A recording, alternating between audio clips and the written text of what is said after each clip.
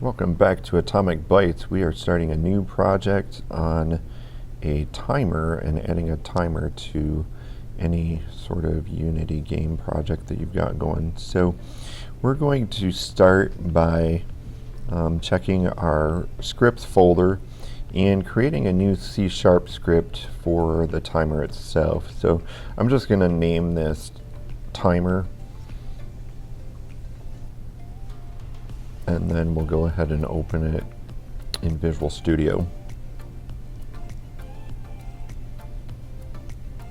So over here in Visual Studio, I'm going to tab over to my new empty timer script. You can see the class says timer up here at the top. And we want to create a new variable here where this comment is of type float for our timer.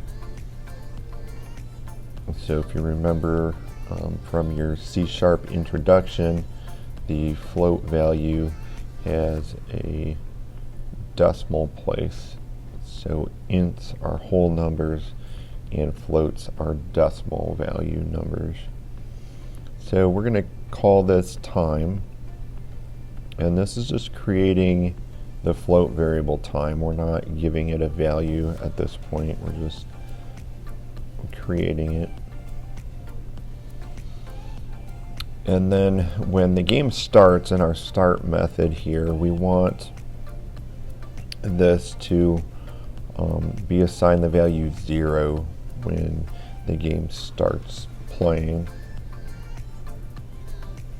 So we'll count up from 0.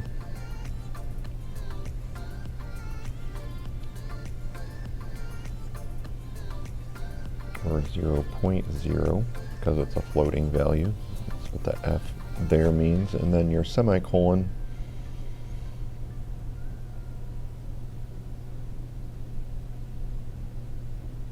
And then in the update frame here, or the update method, we want time to get time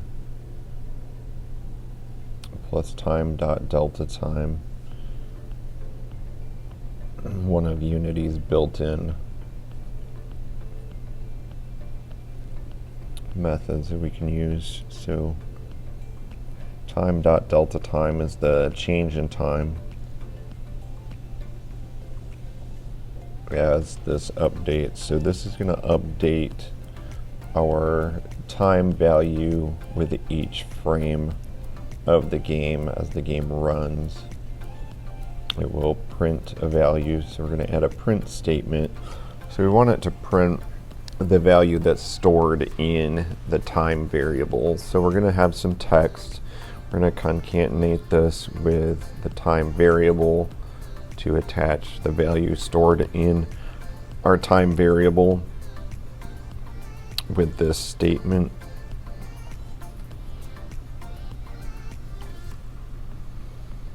So we're going to save this, and then we're going to head back to our Unity editor with our save script. And now that it's saved, we'll go back and test it out. So back in Unity, we've got our updated timer script in our My Scripts folder, and we're going to go ahead and run this. But before we can run it, we do have to attach the script to an empty object. So I'm going to show you how to create this empty object. Now that you've got an empty game object down here, we're going to call it timer object, and then we're going to drag our script over onto the timer object and drop it there. So this is just in the game. So as the game runs and updates, it's going to run our timer script just as an invisible game object component. And we're going to go ahead and clear out our console so we can see what prints here. So I'll zoom in down here for you. You can see it's a floating point value every frame of the game. So we've got decimal values that are being printed to the console. So it's not amazing, but we'll get to that.